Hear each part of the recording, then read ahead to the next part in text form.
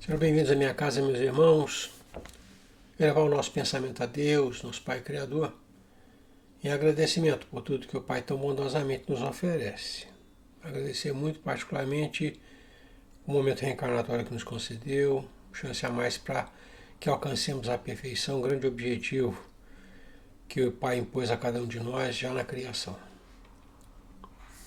Agradecer aos bons amigos da espiritualidade, ao Mestre Jesus, a companhia, o aconselhamento, rogando nos auxiliem, para que das leituras do dia de hoje nós consigamos extrair maior entendimento, maior conhecimento, novas boas resoluções.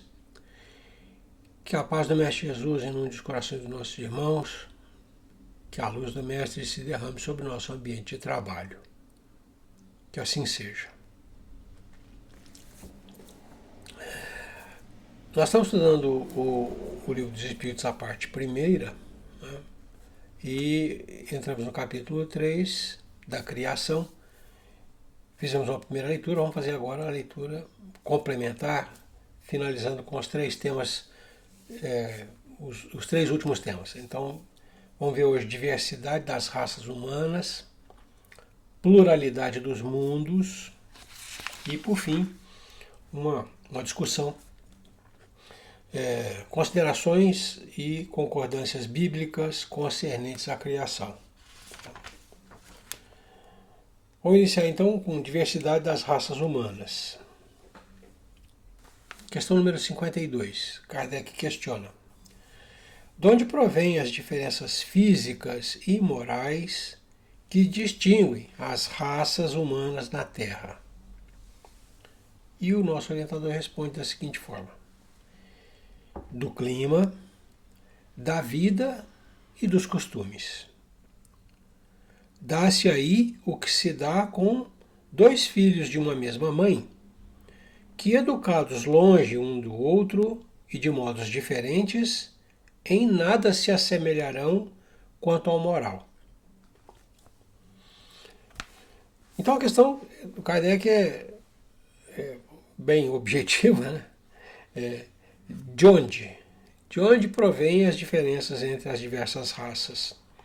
E o nosso irmão diz, olha, do clima da vida e dos costumes, quer dizer, a diferença a que estão submetidas as diferentes raças, diferenças de clima, de vida, de costumes, geram nessas diferentes raças as diferenças físicas e morais.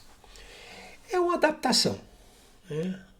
Cada raça, né, vai se adaptando de conformidade com o ambiente que a cerca, com as condições a que se encontra exposta, né? Questão 53.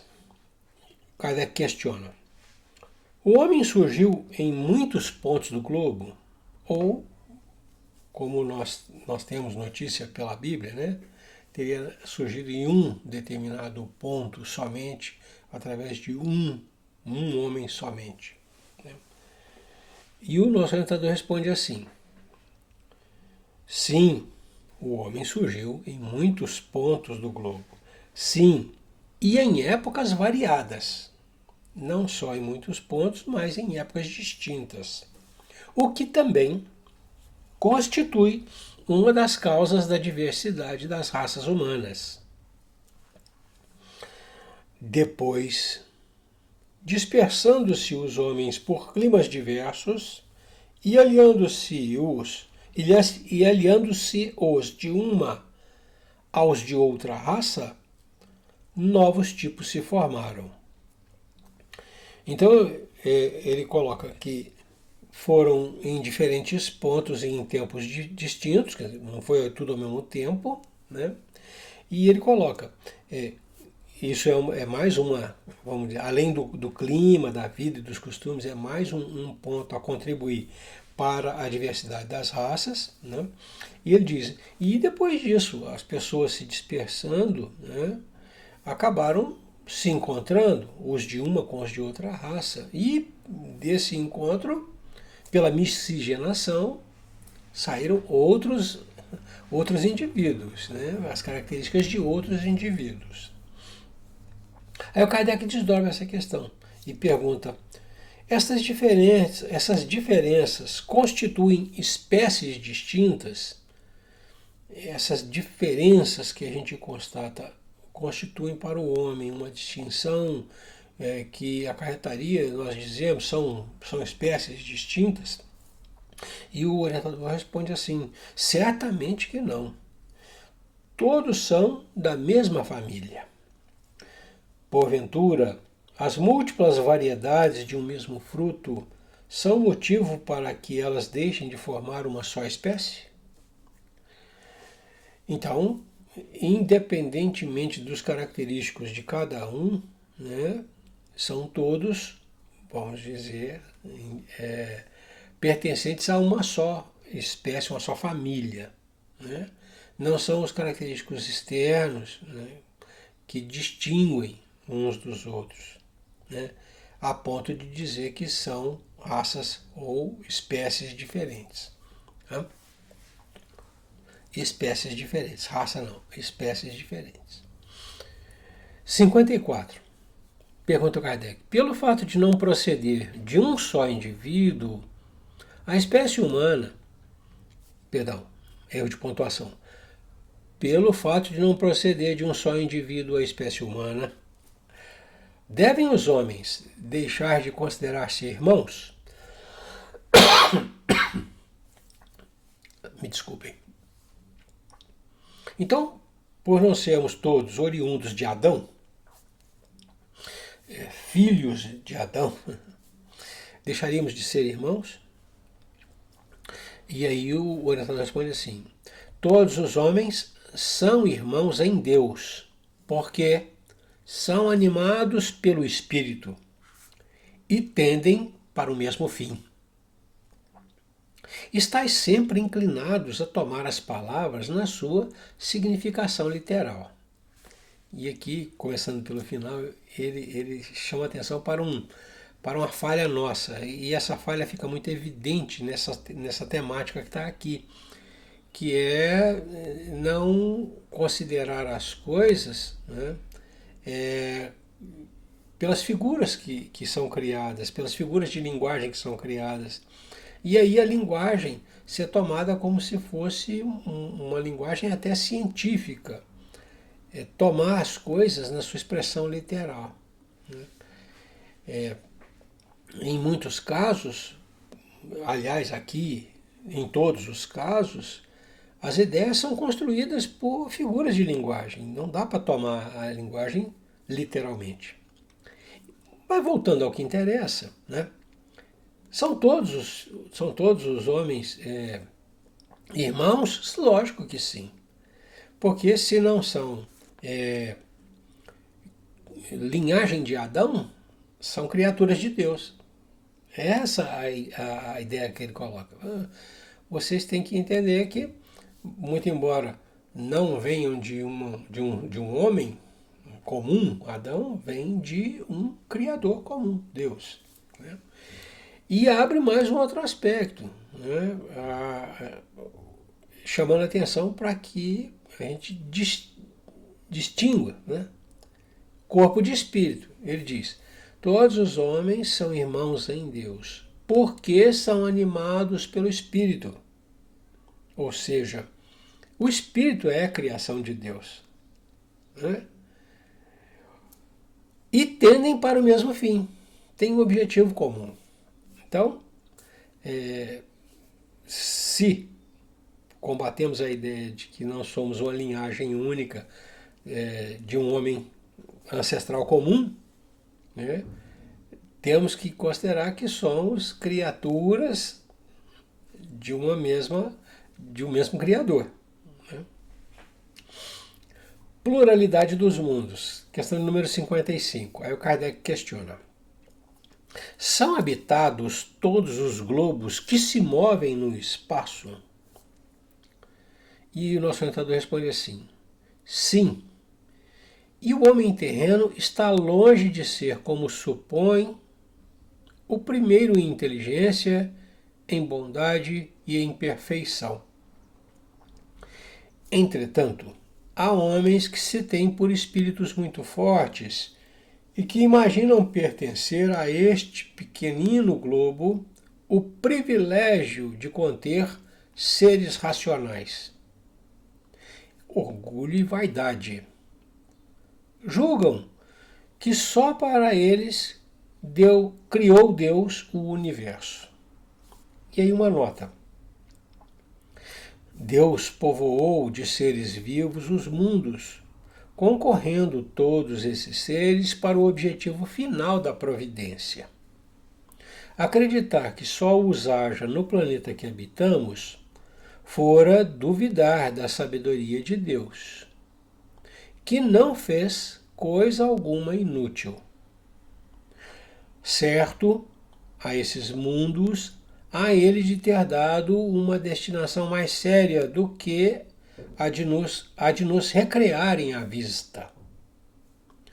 Aliás, nada há, nem na posição, nem no volume, nem na constituição física da Terra, que possa induzir à suposição de que ela goze do privilégio de ser habitada, com exclusão de tantos milhares de milhões de mundos semelhantes.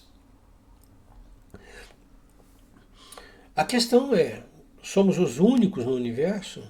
A Terra e nós, né, humanidade encarnada, somos os únicos no universo? E ele diz não. Deus povoou todos os globos, utilizou todos os globos, né, para distribuir as suas criaturas. E a Terra, né, com as suas peculiaridades, tem a nós, mas em outros lugares, obviamente, com outras características, existem outras criaturas de Deus. Ele diz, não há nada que nos conduza à ideia de que somos privilegiados da criação. Se os irmãos quiserem ter uma ideia da imensidade que é, né, existem imagens na internet, né, do telescópio espacial James Webb, que antigamente era só o Hubble, né, que estava fotografando o universo. Hoje nós temos um segundo telescópio espacial que tem uma câmera muito melhor, né, fotografando o universo. Então, se os irmãos querem ter uma ideia do que seja a imensidade do universo, do macrocosmo, né, dê uma olhadinha na internet em imagens de telescópio espacial James Webb, né. Os irmãos vão ficar maravilhados com as imagens que a gente está capturando agora do universo, né. E olhar tudo isso e achar que aquilo ali foi feito só para servir, como diz o nosso irmão, para deleite da nossa vista, né, para encantar a nossa visão, vamos dizer, ser muito, mas muito vaidoso, né? É uma coisa enorme, uma coisa imensa e tem função. Nós não sabemos, mas tem função. A gente não consegue apreender, mas ela existe, né? Então, não é uma coisa inútil, tem finalidade aquela imensidade. E óbvio, a gente tem que concluir que não somos os únicos, né, nesse universo. Existem outros irmãos, né, neste universo, em outros lugares. Questão número 56. Kardec pergunta: é a mesma a constituição física dos diferentes globos? Tomando o nosso sistema solar, esses planetas que nós temos gravitando em torno do Sol, né, é a mesma constituição física? Hoje nós já sabemos que não. Nós temos planetas gasosos, nós temos planetas mais densos do que a Terra. A gente já sabe dessas coisas, né? Essa informação já é disponível para nós, cientificamente comprovada. Nosso irmão responde assim: não, não são. Não têm a mesma constituição física, não. De modo algum se assemelham. Então, além dessa imensidade que nós temos, que é uma coisa fabulosa, nós ainda temos essa diversidade, né, em que não são iguais. Né? Ele diz, de modo algum se assemelham, cada um tem característica própria. Né? 57. Kardec questiona, não sendo uma só para todos a constituição física dos mundos, seguir-se-á tenham organizações diferentes os seres que os habitam? E o orientador responde, sem dúvida, do mesmo modo que no vosso planeta, né, os peixes são feitos para viver na água e os pássaros no ar. É uma questão de adequação. Né? Os seres, ou o meio de manifestação dos seres, espíritos criados por Deus, o meio de manifestação tem que ser adequado ao ambiente. E ele diz, olha, ao alcance da sua vista, dentro do vosso globo, você tem criaturas, todas são criaturas de Deus, criaturas que vivem em meios específicos. Os peixes conseguem respirar na água, os pássaros conseguem voar. Então, adequação. A palavra certa para isso é adequação. Os seres, né? Os seres têm organizações físicas adequadas aos ambientes que habitam. Questão 58.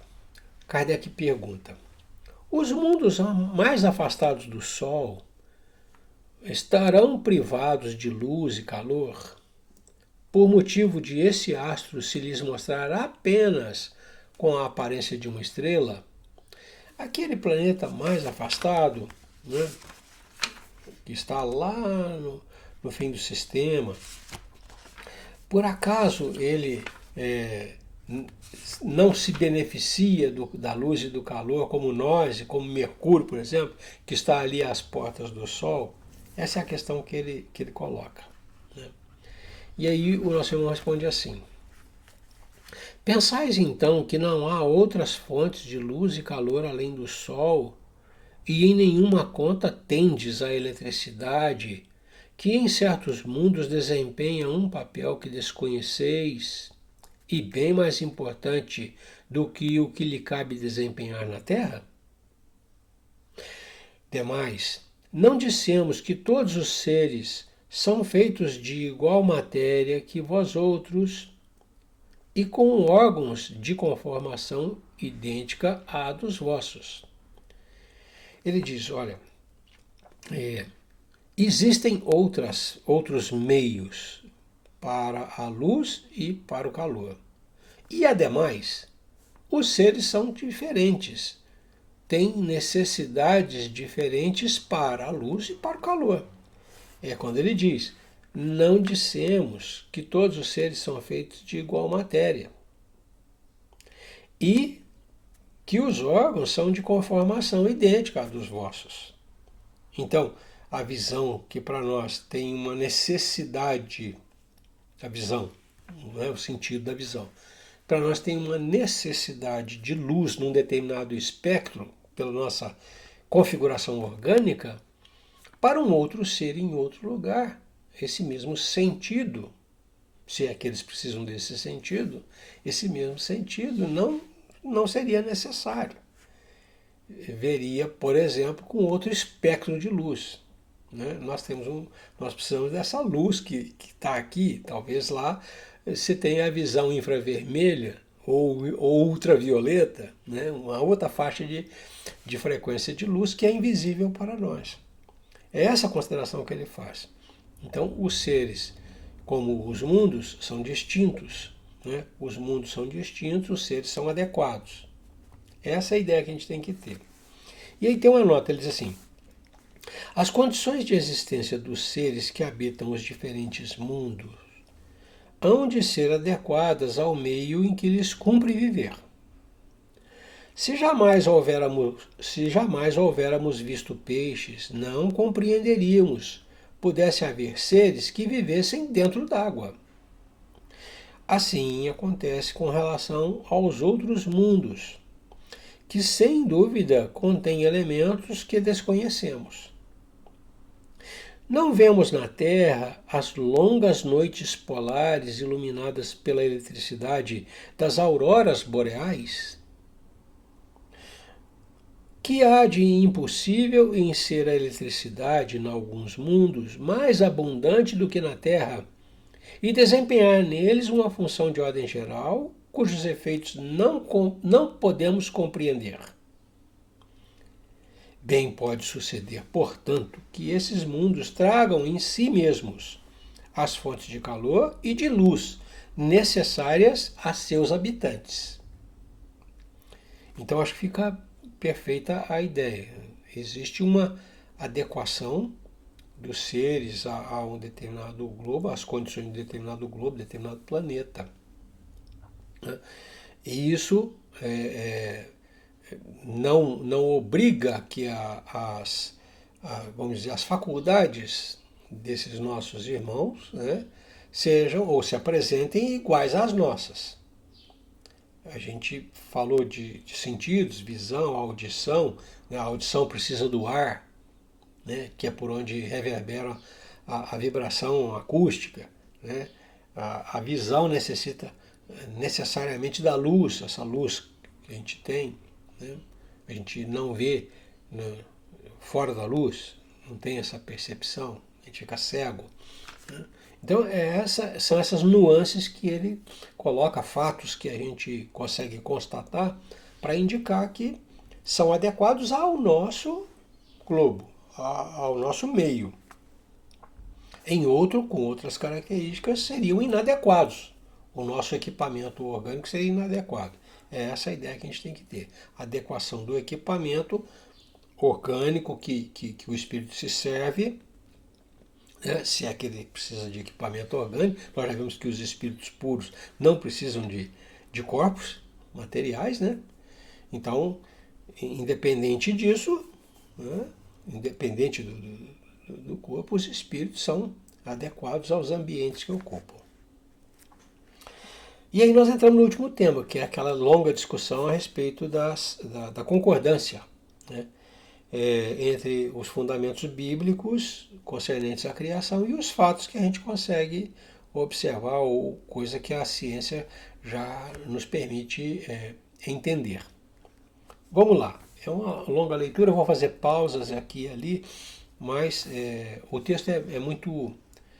ele é autoexplicativo, né? São considerações e discussões que seguem uma linha lógica. Eu acho que vocês vão entender bem, né, o texto bíblico, né, por uma nova ótica, vamos colocar assim, um novo ponto de vista. Vamos lá então. Questão número 59, não é questão, é um tópico número 59.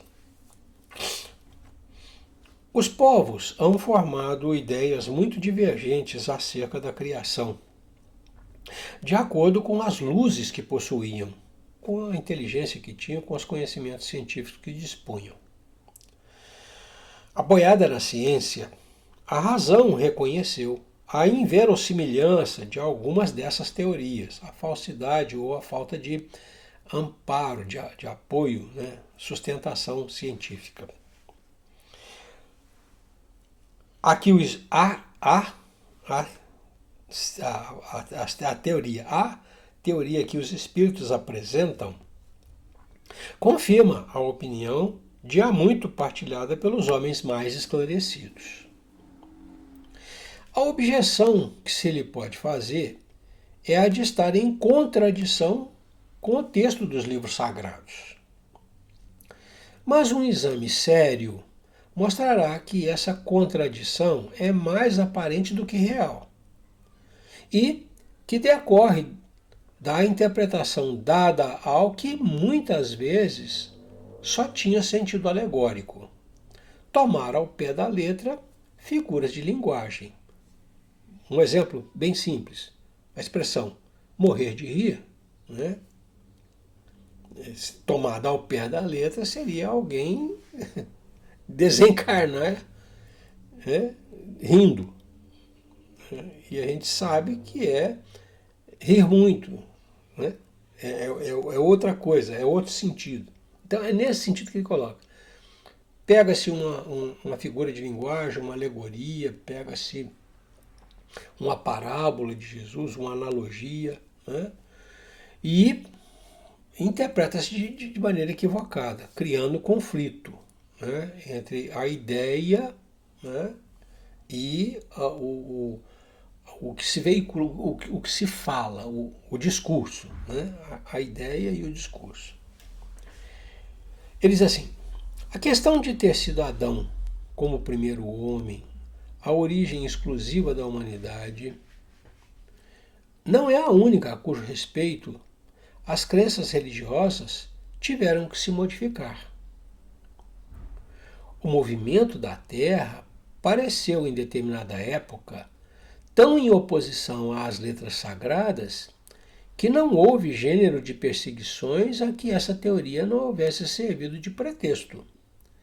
E, no entanto, a Terra gira, malgrado os anátemas, não podendo ninguém hoje contestá-lo sem agravo à própria razão.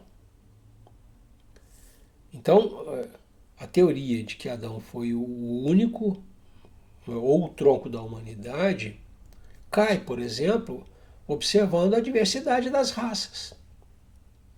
Né?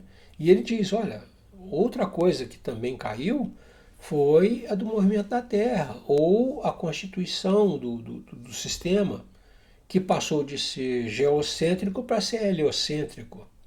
A Terra era o centro do sistema, no começo, nos primórdios, e provou-se cientificamente que, por tudo que se constatava, né, o Sol era o centro. Que o movimento da Terra, né, de rotação, né, nos permite, por exemplo, entender dia e noite. E ninguém hoje consegue entender o dia e a noite de maneira diferente, que não seja a rotação da Terra em torno do seu próprio eixo. É disso que ele está falando. Então, muita coisa que se considerou de uma determinada maneira, com o desenvolvimento do conhecimento, da ciência, foi caindo por terra. Aí vamos entrar aqui na alegação. Diz também a Bíblia que o mundo foi criado em 6 dias e põe a época da sua criação a 4.000 anos, mais ou menos, antes da era cristã. Anteriormente, a Terra não existia, foi tirada do nada. O texto é formal. Eis, porém, que a ciência positiva, a inexorável ciência, prova o contrário. A história da formação do globo terráqueo está escrita em caracteres irrecusáveis no mundo fóssil, achando-se provado que os 6 dias da criação indicam outros tantos períodos, cada um de talvez muitas centenas de milhares de anos. Isto não é um sistema de doutrina, uma opinião insulada. É um fato, tão certo como o do movimento da Terra, e que a teologia não pode negar-se a admitir, o que demonstra evidentemente o erro em que está sujeito a cair, tomando ao pé da letra expressões de uma linguagem frequentemente figurada. Dever-se-á daí concluir que a Bíblia é um erro? Não. A conclusão a tirar-se daí é que os homens se equivocaram ao interpretá-la. A Bíblia, né, vamos colocar assim, é a revelação, é a demonstração para Moisés de verdades que ele não conseguia descrever. Então ele conseguia ver os quadros e tinha que transliterar aquela concepção para o vocabulário, né, para o seu idioma, para as expressões do seu tempo, para o conhecimento científico que dispunha. Então, é muito natural a gente entender que ela seja toda feita de analogias, comparações, né? Não é um texto científico, não é um texto preciso, é um texto filosófico, é um texto poético, né? Por que não dizer poético, né? Nesses termos, né, tomar os 6 dias da criação, ou 6 etapas da criação, por 6 dias de 24 horas, que é o que a gente entende, é uma loucura.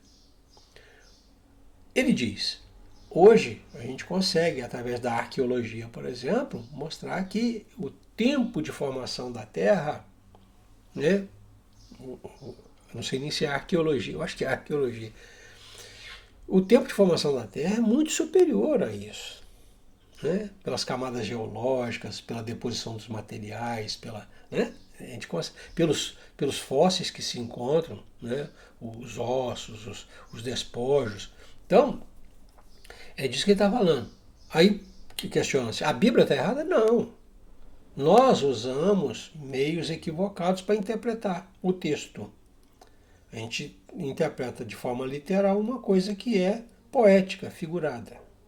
E aí toma uma coisa pela outra. Toma 6 eras de formação por 6 dias de 24 horas. Vamos usar assim essa expressão. Escavando-se os arquivos da Terra, a ciência descobriu em que ordem os seres vivos lhe apareceram na superfície. Ordem que está de acordo com a Gênesis. Havendo apenas de notar-se a diferença de que essa obra, Gênesis, em vez de essa obra, a criação, em vez de executada milagrosamente por Deus em algumas horas, se realizou sempre pela sua vontade, mas conformemente à lei das forças da natureza, em alguns milhões de anos. Ficou sendo Deus, por isso, menor e menos poderoso? Perdeu em sublimidade a sua obra por não ter o prestígio da instantaneidade? Indubitavelmente não. Fora mister fazer-se da divindade bem mesquinha ideia para se não reconhecer a sua onipotência nas leis eternas que ela estabeleceu para regerem os mundos. A ciência, longe de apoucar a obra divina, nos-la mostra sob o aspecto mais grandioso e mais acorde com as noções que temos do poder e da majestade de Deus, pela razão mesma de ela se haver efetuado sem derrogação das leis da natureza. Nós temos, a gente normalmente pensa em Deus manipulando as coisas, né, de tal maneira a formar a terra conforme descreve Moisés. E o nosso irmão diz, olha, não, ele fez mais que isso. Ele criou as leis que permitiram a formação. E essas leis, as leis da natureza, né, que permitiram a formação não da Terra, mas de tudo que está ao nosso alcance no universo, né, elas são inderrogáveis, são imutáveis, estão aí colocadas desde sempre, mantendo a harmonia e o equilíbrio das coisas. Então a obra, que já seria grandiosa de construir manualmente cada uma dessas coisas, fica ainda maior quando a gente pensa, né, que ao invés de manipular elementos para construir um globo, né, Deus criou leis que permitiram não a criação do globo, mas a do universo, né, e que mantém tudo isso em harmonia e equilíbrio. De acordo neste ponto com Moisés, de acordo neste ponto com Moisés, a ciência coloca o homem em último lugar na ordem da criação dos seres vivos. Então, de novo, há concordância entre a ciência e a Bíblia. O homem é o último elemento da criação. Moisés, porém, indica como sendo o do dilúvio universal, o ano de 4.654 da formação do mundo, ao passo que a geologia nos aponta o grande cataclismo como anterior ao aparecimento do homem. Atendendo aqui, até hoje, não se encontrou nas camadas primitivas traço algum de sua presença, nem da dos animais de igual categoria do ponto de vista físico. Contudo, nada prova que isso seja impossível. Muitas descobertas já fizeram surgir dúvidas a tal respeito. Pode dar-se que, de um momento para o outro, se adquira a certeza material da anterioridade da raça humana, e então se reconhecerá que a esse propósito, como a tantos outros, o texto bíblico encerra uma figura de linguagem. A questão está em saber se o cataclismo geológico é o mesmo que assistiu Noé. Ora, o tempo necessário à formação das camadas fósseis não permite confundi-los. E desde que se achem vestígios da existência do homem antes da grande catástrofe, provado ficará ou que Adão não foi o primeiro homem, ou que a sua criação se perde na noite dos tempos. Contra a evidência, não há raciocínios possíveis. Forçoso será aceitar-se este fato, como se aceitaram o do movimento da Terra e os 6 períodos da criação. A existência do homem antes do dilúvio geológico ainda é, com efeito, hipotética. Eis aqui, porém, alguma coisa que o é menos hipotético. Admitindo-se, na suposição de que o homem tenha aparecido pela primeira vez na Terra 4.000 anos antes do Cristo, e que 1.650 anos mais tarde toda a raça humana foi destruída, com exceção de uma só família, resulta que o povoamento da Terra data apenas de Noé, ou seja, 2.350 anos antes da nossa era. Ora, quando os hebreus emigraram para o Egito, no 18º século, encontraram esse país, o Egito, muito povoado e já bastante adiantado em civilização. A história prova que nessa época as Índias e outros países também estavam florescentes, sem mesmo se ter em conta a cronologia de certos povos, que remonta a uma época muito mais afastada. No calendário chinês está se comemorando, 7.000, 8.000, sei lá quanto. Nós estamos comemorando 2.000, 3.000. O calendário chinês é 7.000. É disso que ele está falando. Em determinados povos, a cronologia ainda é mais antiga ainda. Teria sido preciso, nesse caso, depois do dilúvio, a família de Noé povoar a terra, nesses 2.350 anos, teria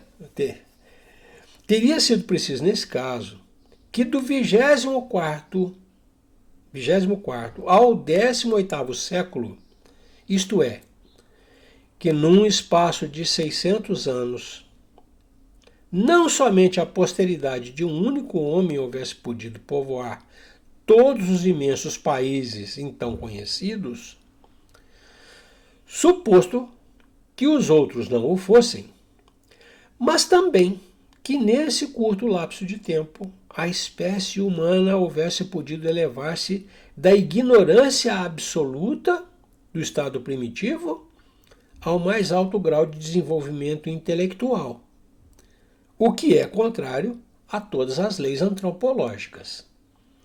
Se nós fizermos as contas que ele fez, nós ficaríamos com 600 anos para sair da ignorância para a sabedoria. 600 anos para povoar todo o globo. 600 anos são só 6 gerações. Né? Cá entre nós é bem pouco. 6 ou 7 gerações é bem pouco, né? Para conseguir esse feito.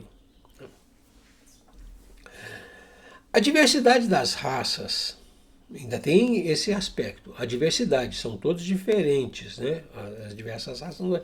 A diversidade das raças corrobora igualmente esta opinião. O clima e os costumes produzem, é certo, modificações de caráter físico. Sabe-se, porém, até onde pode ir a influência dessas causas. Entretanto, o exame fisiológico demonstra haver, entre certas raças, diferenças constitucionais orgânicas mais profundas do que as que o clima é capaz de determinar. O cruzamento das raças dá origem aos tipos intermediários. Esse cruzamento, tende a apagar os caracteres extremos, mas não os cria. Apenas produz variedades. Ora, para que tenha havido cruzamento de raças,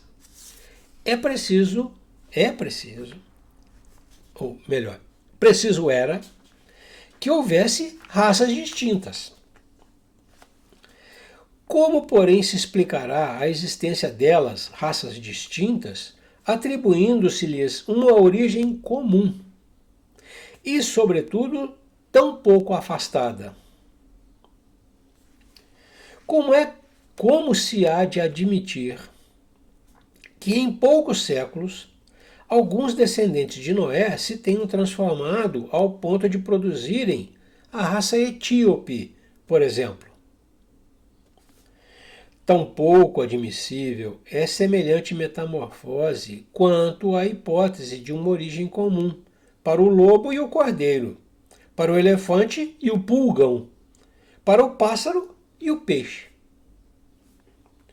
Ainda uma vez, nada pode prevalecer contra a evidência dos fatos. Tudo, ao invés, se explica admitindo-se que a existência do homem é anterior à época em que vulgarmente se pretende que ela começou. Que diversas são as origens. Que Adão, vivendo há 6.000 anos, tenha povoado uma região ainda desabitada. Que o dilúvio de Noé foi uma catástrofe parcial, confundida com um cataclisma geológico. E, atentando-se finalmente na forma alegórica, peculiar ao estilo oriental, forma que se nos depara nos livros sagrados de todos os povos. Isso faz ver quanto é prudente não lançar levianamente a pecha de falsas as doutrinas que podem, cedo ou tarde, como tantas outras, desmentir os que as combatem. As ideias religiosas, longe de perderem alguma coisa, se engrandecem, caminhando de par com a ciência. O meio único, de não apresentarem lado vulnerável ao ceticismo. Ceticismo é doutrina filosófica que diz que o homem não chegará nunca a alguma certeza da verdade. Então, a descrença. Né? Ceticismo seria a descrença total.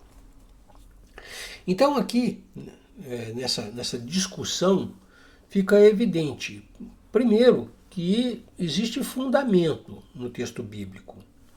Né?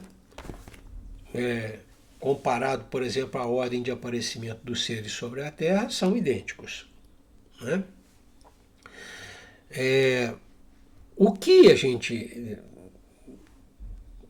tem que entender, né, é que se trata de uma formulação, de uma escrita, de uma formulação dentro de idiomas, dentro de conceitos, dentro de não só de idiomas, mas de conhecimentos, né, muito precários. Então, é uma visão grandiosa, a visão mosaica, né, da criação, que ele tenta traduzir para um povo inculto, num tempo em que a ciência não lhe permitia entender determinadas coisas, né? E não havia conhecimento. É apresentar um quadro complexo para uma pessoa ignorante e pedir que ela descreva. Foi mais ou menos isso que aconteceu. Hoje nós temos uma série de fatos ao alcance da nossa vista que a gente consegue entender perfeitamente, né? E fatos que se enquadram dentro do texto bíblico, né? Então não se trata de entender o mundo, né, por uma visão, vamos chamar de precária, né, e antiga, né, mas de atualizar a forma de ver, de entender, né, de perceber, né, por novos conhecimentos, por novas concepções. Então é disso que ele fala. Mas ele chama a atenção para o seguinte: a gente não deve desconsiderar absolutamente nada, porque a verdade não está perfeitamente colocada à nossa frente. E muitas vezes, não é uma ou duas, muitas vezes a religião teve que voltar atrás no seu conceito, né, porque o conhecimento científico avançou a ponto de dizer que, por exemplo, não existe inferno no centro da Terra. Não existe um lugar chamado inferno no centro da Terra, né? É disso que ele está falando. Trata-se de uma figura construída, né, o inferno. Pelos nossos estudos todos, nós sabemos muito bem do que se trata, né, o ambiente, né, que nós definimos pela palavra, né, mas não é um lugar geográfico determinado, geolocalizado, né? Hoje nós podemos falar assim, né? Geolocalizado. Então é disso que ele fala. Ó, não dá para você dizer, não, a Bíblia não tem valor. Tem. Porque é o relato da visão, né, de um iluminado, de alguém que tinha essa percepção, que foi traduzida da melhor maneira que ele conseguiu. Ele tentou colocar da melhor maneira que ele podia escrever, né? Mas num tempo em que o conhecimento era muito acanhado. Então trata-se disso. E nos chama atenção para isso, né? Ele fala em muitas oportunidades nos nossos estudos da precariedade do vocabulário, da precariedade da linguagem articulada.